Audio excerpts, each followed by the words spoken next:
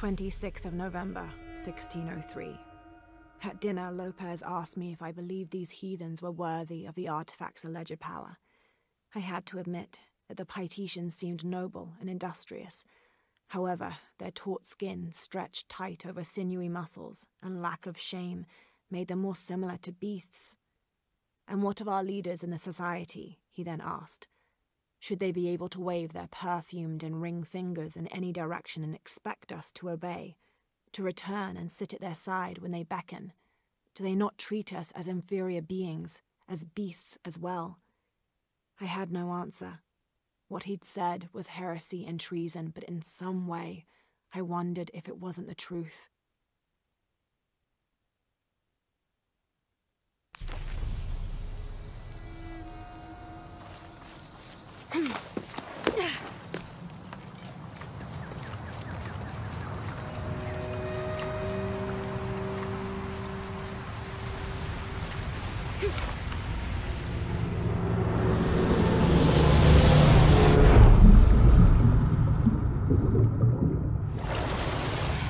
This is incredible.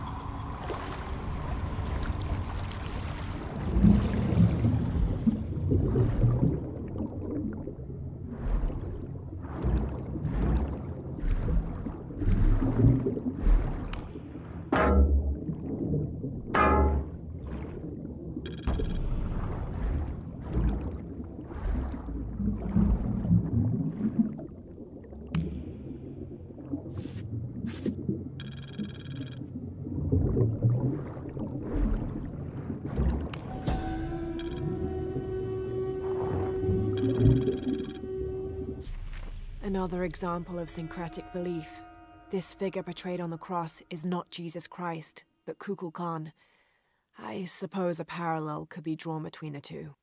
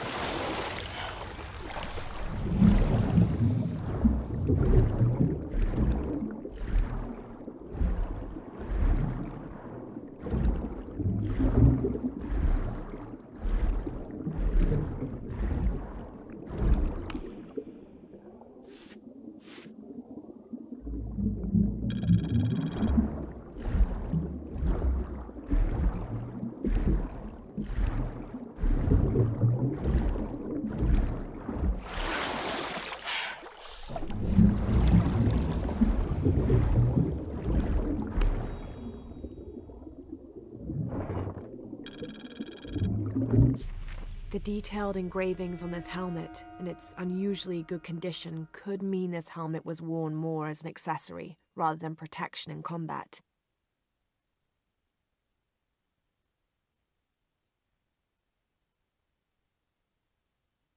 Perhaps Lopez used it to project an air of importance.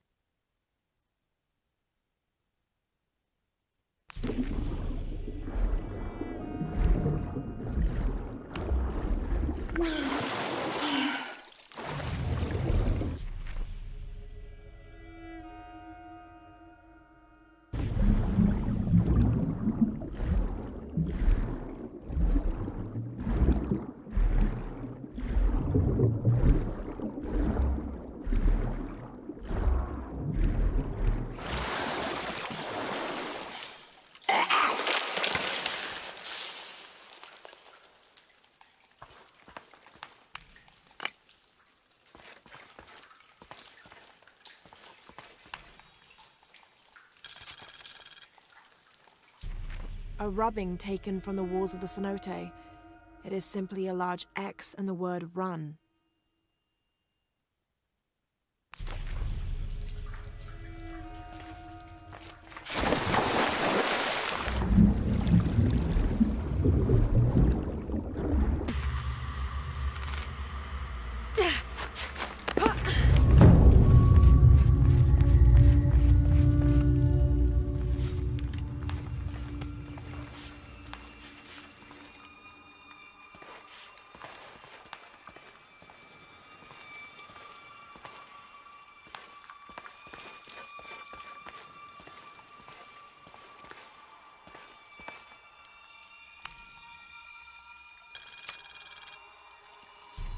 First of December, 1603. We've entered a cenote not far from the city and set up camp in a small alcove. Lopez has spent the evening staring into the flames, utterly ensorcelled, his dinner untouched. Twice I attempted a conversation, but his silence rebuffed me each time. He is utterly focused on this artifact. If I were a more superstitious man, I would wonder if the artifact is speaking to him directly. The soldiers keep to themselves as well. They seem anxious for battle. One of their dogs stared at me all evening, as though I were to be his next meal.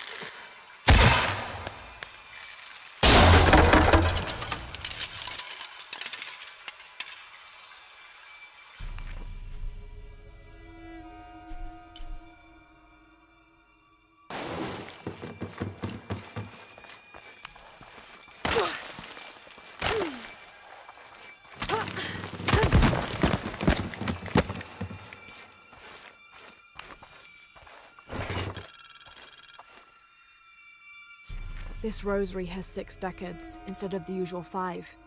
A very ornate example of the brigantine version. There appears to be an engraving.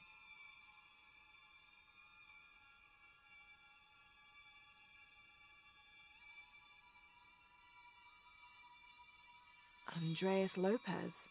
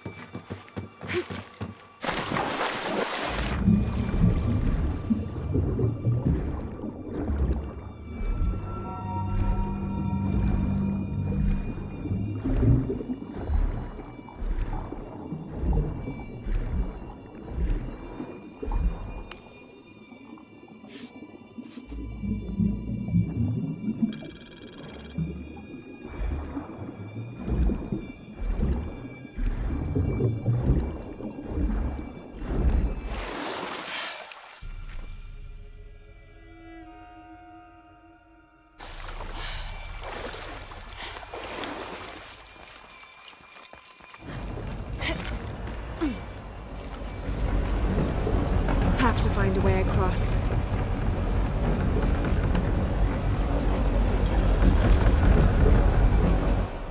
Undated.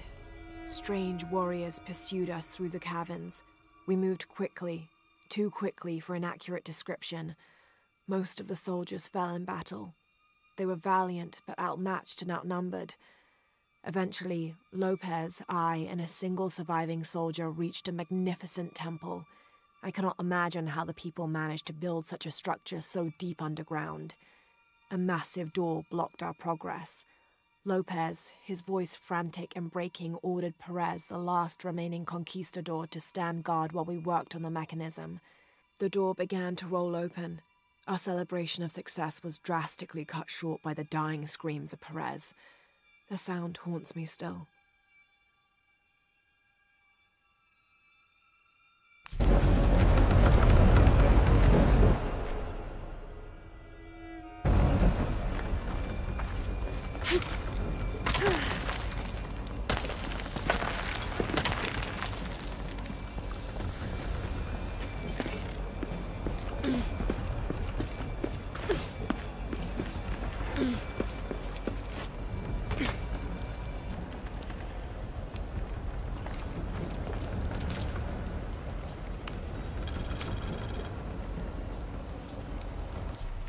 First of December, 1603. A strange noise woke me in the middle of the night. I found Lopez still staring at the fire, though now it was nothing but coals. I asked him if he'd heard the noise as well, but all he did was grunt. I wrapped a blanket about his shoulders and built up the fire again. Then I sat and listened. Far-off shrieks and hisses, likely distorted by the twists of the caverns. But underneath all those sounds, I heard a faint thrum. I've heard something like that before, but rarely, and only when in the deepest of prayers. It sounded like the voice of God.